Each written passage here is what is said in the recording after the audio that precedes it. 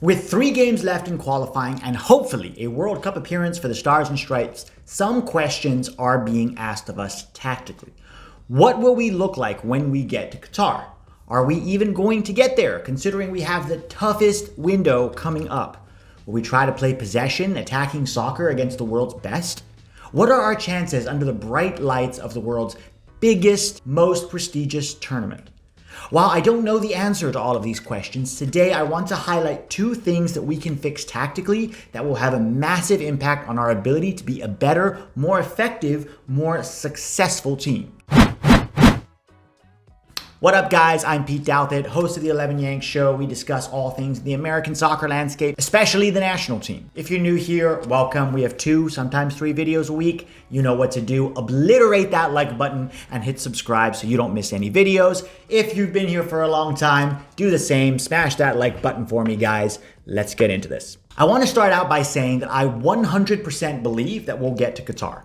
All we have to do in this window is beat Panama at home and get a draw away to either Mexico or Costa Rica. This should be simple enough, and if we can't do that, we probably don't deserve to be at a World Cup. Now, Berhalter has always wanted the team to have possession. Considering the player pool that we have and the confederation that we play in, that's absolutely the right decision. We should want to be the protagonist and play on the front foot with the ball in CONCACAF. That is a no-brainer. The problem, in my opinion, is not what we're trying to do, it's how we're trying to do it. Hey guys, you need to check out Bounty Sports, which is a totally different way of playing fantasy sports. Instead of picking players like other websites, you pick teams, you compete against other players, and you win cash prizes. Signing up is easy. There's no deposit or credit card needed, and what I like about this is that they've got multiple contests running simultaneously across multiple sports. So the competition I'm going to be participating in is the Premier Pick'em, which is a $3 entry fee, $81 prize. All I got to do is pick my matchups from the Premier League this weekend. Newcastle versus Everton. Everton's got that new coach bounce with Frank Lampard. Newcastle's trying to avoid relegation. I'm going to go for a tie on this one. West Ham will beat Watford, in my opinion. Burnley, I think, could get a tie at home against Manchester United. So I'm going to go with a tie. Manchester City will beat Brentford. That's an easy one. And Josh Sargent, the American Ginger Ninja, is going to help Norwich beat Crystal Palace. Tottenham will beat Southampton. And I think all-conquering Leeds under Marcelo Bielsa will beat Aston Villa. It's that simple. So, guys, if you want to play against me, go use my code 11YANKS. That's 11, no spaces, all caps, YANKS, and get $5 from Bounty Sports for you to use. Come play against me. It's a ton of fun. Don't forget, you can either click the link in the description or use the code 11YANKS when you sign up for Bounty Sports. One of my favorite Berhalter quotes came during the press conference after the Panama game that we lost 1-0. In response to a question about what the attacking strategy was, Berhalter essentially laid out his attacking philosophy. He said, "Fundamentally, we talked about using our 2 center backs plus our center mid to bypass their front strikers. We needed help from our attacking mids to get the ball to the side of the field, and we wanted to overlap with our fullbacks and arrive in the penalty box with our forward and weak side winger." I love that quote from Berhalter, not only because it is an honest, simple assessment of how he wants to play, but it matches up with what the team is trying to do on the field. You see the consistency in terms of what Berhalter is asking the boys to do, and also in terms of what they're trying to do on the field. It's extremely consistent with how the team has played. What's wrong with this strategy? On its own, nothing. It can be effective in moments, and it has been in certain games. In fact, if you look at a lot of the games in World Cup qualifying, so many of our goals have come from wide areas and crosses into the box. So what's the problem? Number 1, it relies very heavily on one player. Number 2, it's one-dimensional and rudimentary and fairly easy to plan against. So reason number 1 is obviously Tim Weah. He is the best crosser of the ball that we have in the pool, and it's not particularly close. Serginho Dest and Anthony Robinson, they're good fullbacks, but they're not consistently good crossers. Neither are Christian Pulisic or Brendan Aronson or Morris or Ariola or anybody else who plays in wide areas for us. If Tim Weah is out, we lose about half of our crossing production. Here's the question. Are we shunting the ball wide because there's no space in the middle, or because that's just how we want to play the game? Check out this clip from the Patreon video I did after the Honduras game. What does Robinson do? Hold. Weston McKennie is here in the pocket. Kellen Acosta is here in the pocket. There's a ball waiting to De La Torre in the pocket of space. But instead, we push it wide. Again. It's just so frustrating to me. At least here, Anthony Robinson tries to go inside, but by this point it's too late. Honduras has recovered, so we try again. The ball is slightly behind Luca De La Torre. Nobody in the pocket really we can find, so we gotta push it wide again. And then Tim Weah tries to beat his man on the dribble and put a cross in. But it's just like, it feels like when there are opportunities to try and break them down in central areas, you have to do it. For no other reason than you have to keep them honest. You have to be unpredictable. You have to keep them guessing. You've got to make them wonder what exactly you're going to do. Now that isn't the only time that we have an opportunity to penetrate through the middle, but we choose to push it wide instead. Check out this clip from the Canada game.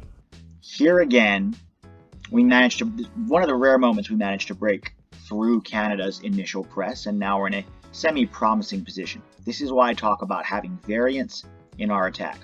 Both Zardes and Pulisic running into the same space, okay, for one thing.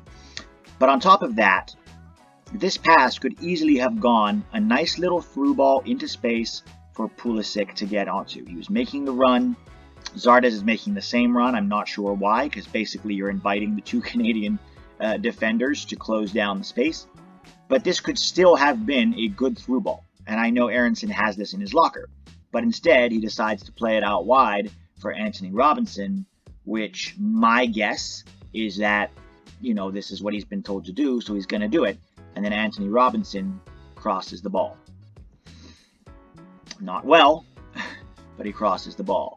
It's baffling to me that we make our primary attacking system of play, you know, crossing from the wings when we have only one guy who can really cross well, and that's Tim Weah, and he wasn't on the field. Now, can we say with 100% certainty that the reasons behind this sort of decision making is because Gregg wants them to do that? No, we can't. But I think it's fair to speculate that a player's decision making on the field is heavily influenced by how the coach wants the game to be played. I want to highlight how some teams have tried to combat this strategy. Check out this clip from the Patreon video on how El Salvador was combating our push the ball wide and cross it in strategy in our 1-0 win at home. And this is what's really important. We saw this several times in the first half. When Dest and Weah tried to overlap on the right, they would send 3 guys out to challenge our 2.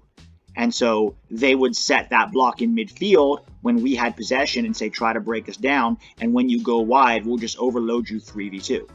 And it's why most of our good work on the wing came in transition and not in possession, not trying to break them down, because they set their block up really well. And that man right there knew exactly what he was doing.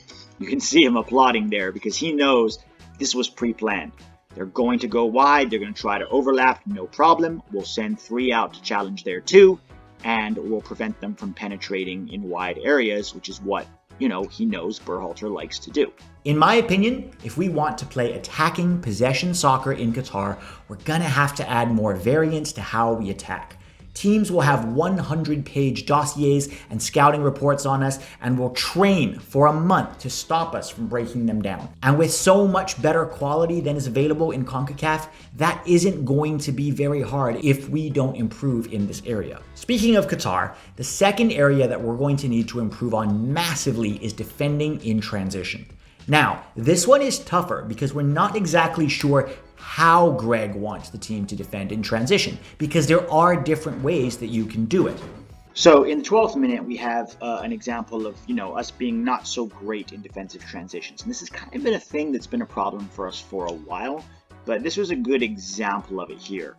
They have the ball, right, this is the starting place, very non-threatening position. In their own defensive third, in the corner, Pulisic goes to press, so they chip the ball upfield, and Richards has to drop back. I don't know why Zimmerman isn't marking, but Richards drops back here and does well to force him back. Now here's the breakdown.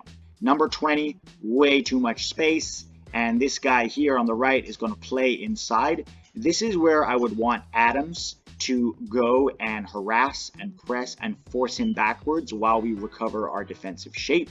But he doesn't really do that. He gives him the time and space. And even worse, Musa and McKennie, who are in recovery here, don't do what El Salvador did, which was hunt in packs. If the three of these guys come and close him down and just sort of bar his passing lanes going forward, we can force the ball backwards and get a defensive block set up pretty quickly. But instead, we give him time and space to turn, we back off, and now he's isolated 1v1 with Sergiño Dest.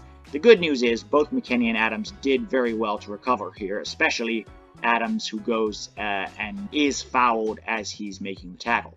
The thing is, it's not a big worry in a moment like that, but against El Salvador, you just saw how easily we were cut open, and we need to be better about that in midfield. Our defensive transitions is still something we need to be better at, because teams with better quality will cut us open in those situations. We can't be a sieve in midfield. We can't be so soft when we lose the ball, and that's something that needs work. So with that clip, it's hard to know how much is individual breakdown or system breakdown. This is a tricky thing when you're trying to analyze defensive transitions. How much is the coach telling them not to press in midfield when we're defending in transition and quickly drop back into a block, and how much is the players just being poor at executing the coach's instructions? But regardless, we have to find a way to be better in this area, especially if we want to be a team that plays progressive, attacking soccer. For years, the US played bunker ball. We invited teams out and we hit them quickly on the counter. And considering the talent we had, it worked to a degree. We always had a shot against better teams because we would deny them time and space in crucial areas and then hit them quickly on the counter before they could transition defensively. But now that we want to be the protagonists, we have to defend better in transition, because if we don't, we are going to get killed by teams with even a little bit of quality, and that can hurt us. Now, to play devil's advocate for a second, maybe Berhalter has a plan. Maybe between now and Qatar, he'll work on these specific issues and address them. Maybe we won't play like this in Qatar. Maybe we'll be more conservative on the ball. Maybe we'll try to play more defensively. Maybe we'll have more variance in our attack. Personally, I think putting Gio Reyna next to Wes in midfield already gives us a lot more variance in attack. He's the kind of guy that's going to sit in that pocket and demand the ball, and he's going to be very hard to ignore. I don't know if Gregg will allow him to play there, but I'd absolutely love to see it, because I do think we're going to have to adapt to different opponents and different styles of play, and we're going to have to vary how we can break teams down. Some of this could be personnel related. MMA, in my opinion, is a great combination and might work against certain opponents in midfield.